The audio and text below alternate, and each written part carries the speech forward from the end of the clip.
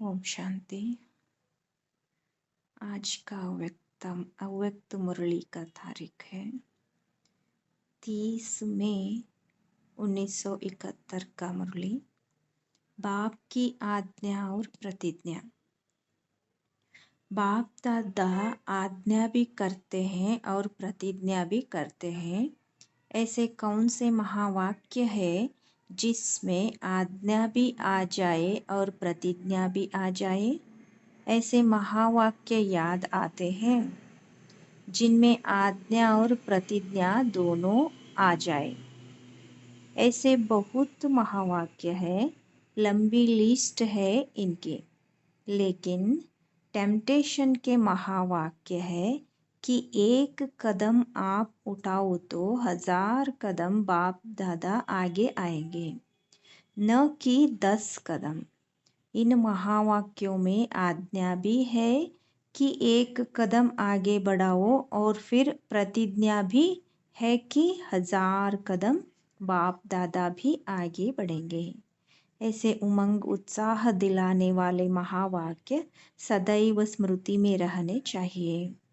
आज्ञा को पालन करने से बाप की जो प्रतिज्ञा है उससे सहज रीति अपने को आगे बढ़ा सकेंगे, क्योंकि फिर प्रतिज्ञा मदद का रूप बन जाती है।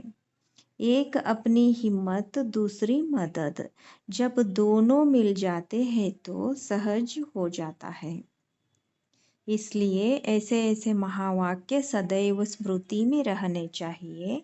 स्मृति ही समृद्धि लाती है।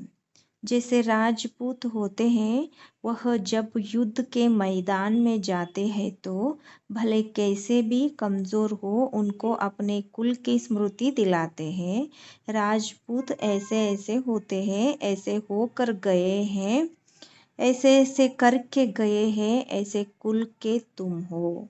यह स्मृति दिलाने से उन्हों में समृद्धि आ जाती है। सिर्फ कुल की महिमा सुनते सुनते स्वयं भी ऐसे महान बन जाते हैं। इस रीति आप सूर्यवंशी हो। वो सूर्यवंशी राज्य करने वाले क्या थे? कैसे राज्य किया और किस शक्ति के आधार पर से ऐसा राज्य किया? वह स्मृति और साथ साथ अब संगम युग के ईश्वरीय कुल की स्मृति। अगर यह दोनों ही स्मृति बुद्धि में आ जाती है तो फिर समृद्धि आ जाती है, जिस समृद्धि से फिर माया का सामना करना सरल हो जाता है, सिर्फ स्मृति के आधार से। तो हर कार्य में सफलता प्राप्त करने के लिए क्या साधन हुआ? स्मृति से अपने में पहले समृद्धि को लाओ, फिर कार्य करो। तो भले कैसा भी कमजोर होगा, लेकिन स्मृति के आधार से उस समय के लिए समृद्धि आ जाएगी। भले पहले वह अपने को उस कार्य के योग्य न समझते होंगे, लेकिन स्मृति से वह अपने को योग्य देखकर आगे के लिए उमंग उत्साह में आएंगे। तो सर्व कार्य करने के पहले यह स्मृति रखो, ईश्वरीय कुल और भविष्य की दोनों ही स्मृति आने से कभी भी निर्बलता नहीं आ सकेगी। निर्बलता नहीं तो असफलता भी नहीं। असफलता का कारण ही है निर्बलता। जब स्मृति से समृद्धि को लाएंगे तो निर्बलता अर्थात कमजोरी समाप्त। असफलता हो नहीं सकती। तो सदा सफलता मुक्त बनने के लिए अपनी स्मृति को शक्तिशाली बनाओ, फिर स्वयं ही वह स्वरूप बन जाएंगे। जैसे जैसे स्मृति रहेगी वैसे स्वरूप अपने को महसूस करेंगे। स्मृति होगी कि मैं शक्ति हूँ तो शक्ति स्वरूप बनकर के सामना कर सकेंगे। अगर स्मृति में ही यह रखते हो मैं तो पुरुषार्थी हूँ, कोशिश कर देखती हूँ, तो स्वरूप भी कमजोर बन जाता है। तो स्मृति को शक्तिशाली बनाने से स्वरूप भी शक्ति का बन जाएगा। तो यह सफलता का तरीका है। फिर यह बोल नहीं सकेंगे कि चाहते हुए भी क्यों नहीं होता। चाहना के साथ समर्थि भी चाहिए और समर्थि आएगी स्मृति से। अगर स्मृति कमजोर है तो फिर जो संकल्प करते हो वह सिद्धि नहीं हो पाता है। जो कर्म करते हो वह भी सफल नहीं हो पाते हैं।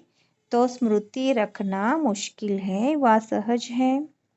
जो सहज बात होती है वह निरंतर भी रह सकती है।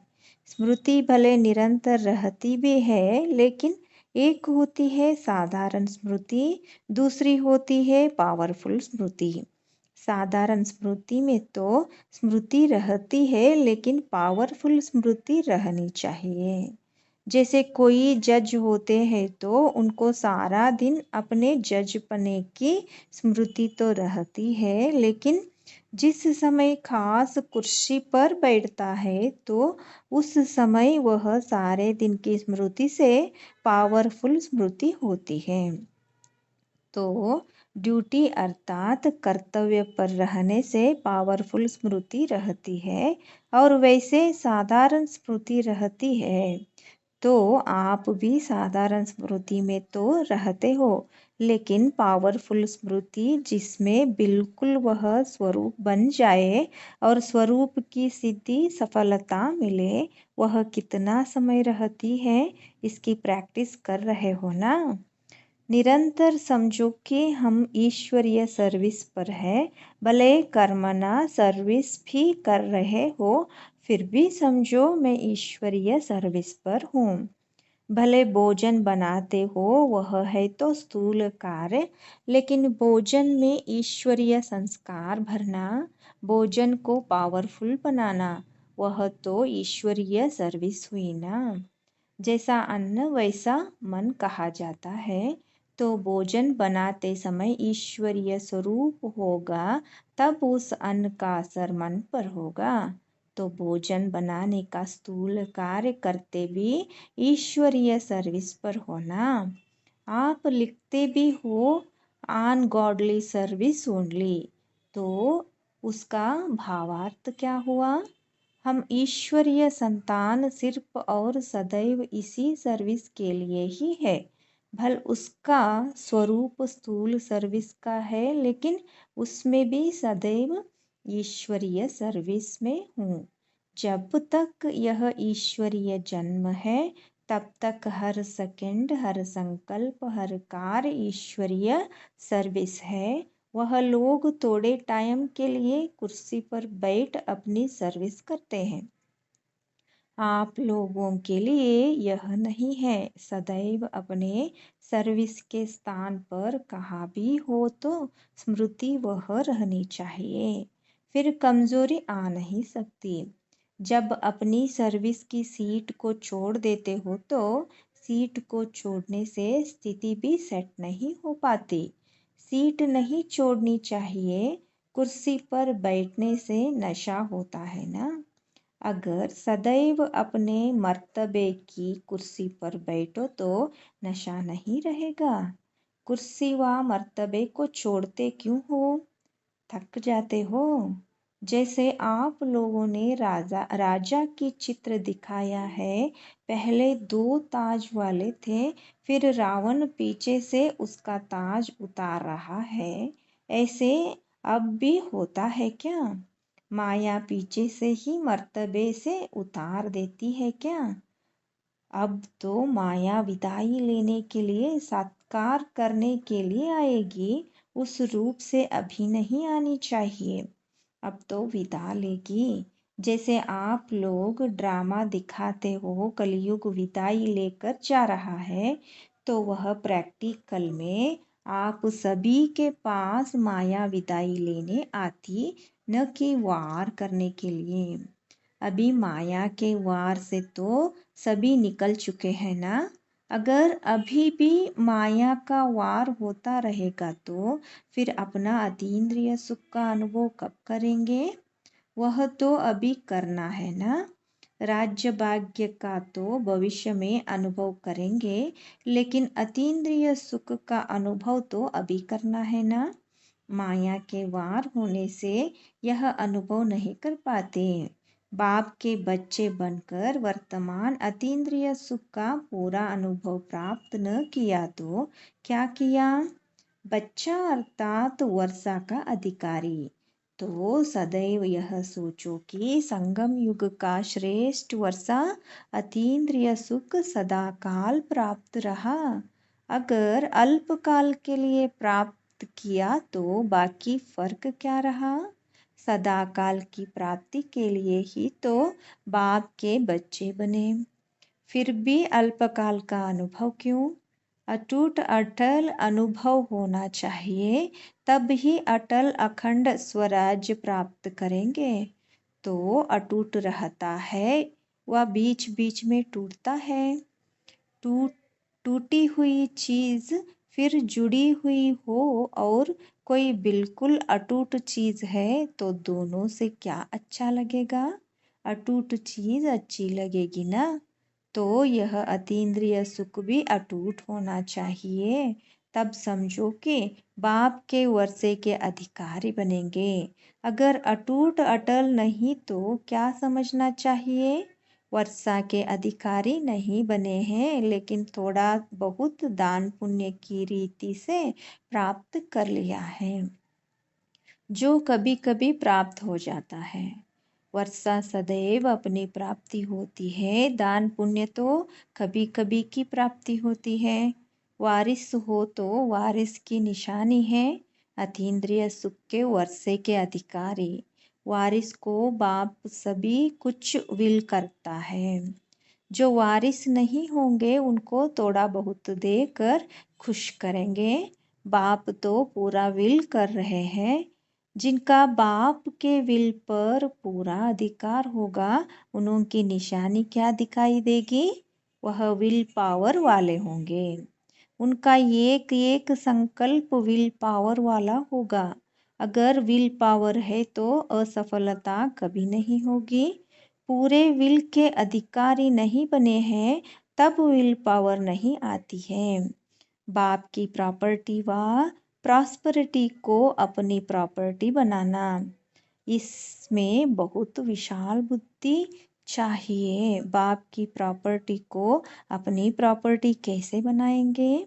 जितना अपना बनाते जाएंगे उतना ही नशा और खुशी होगी।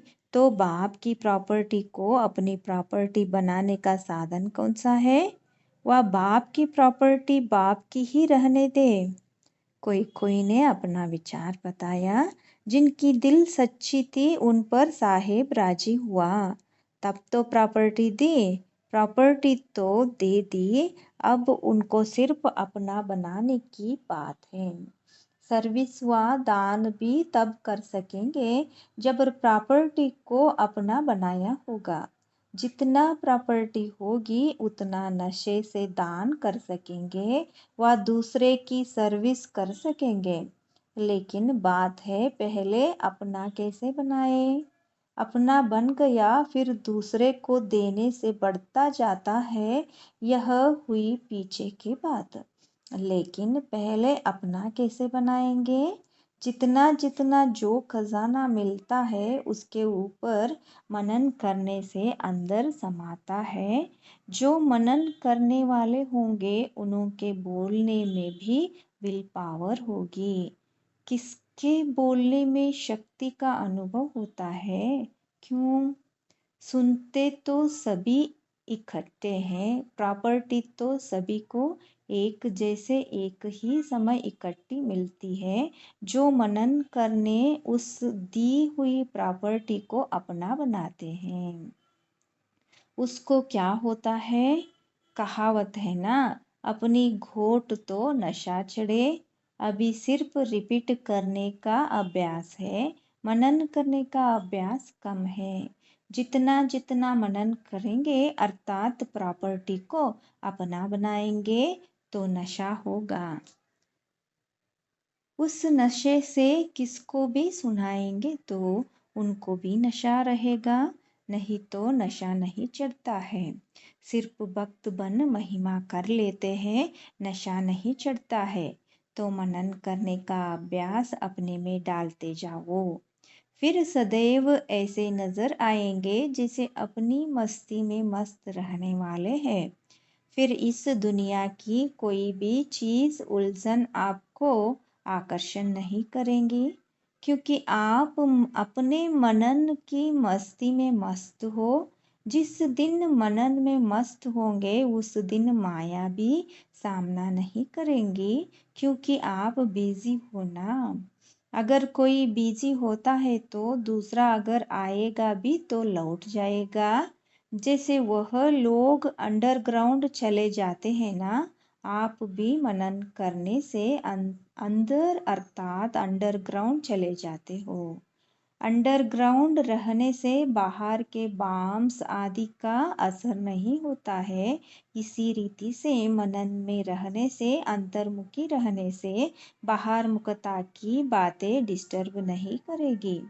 देह अभिमान से गैर हाजिर रहेंगे। जैसे कोई अपनी सीट से गैर हाजिर होगा तो लोग लौट जाएंगे ना। आप भी मनन में अथवा अंतर्मुखी रहने से देह अभिमान की सीट को छोड़ देते हो। फिर माया लौट जाएगी, क्योंकि आप अंतर्मुखी अर्थात अंडरग्राउंड हो। आजकल अंडरग्राउंड बहुत बनाते जाते हैं सेफ्टी के लिए, तो आपके लिए भी सेफ्टी का साधन यही अंतर्मुखता है, अर्थात देह अभिमान से अंडरग्राउंड में रहना अच्छा लगता है। जिसका अभ्यास नहीं होता है वह थोड़ा टाइम रह फिर बाहर मुक्ता में आ जाते हैं, क्योंकि बहुत जन्मों के संस्कार बाहर मुक्ता के हैं, तो अंतर्मुखता में कम रह पाते हैं, लेकिन रहना निरंतर अंतर्मुखी है। अच्छा, ओम शांति। धन्यवाद बाबा।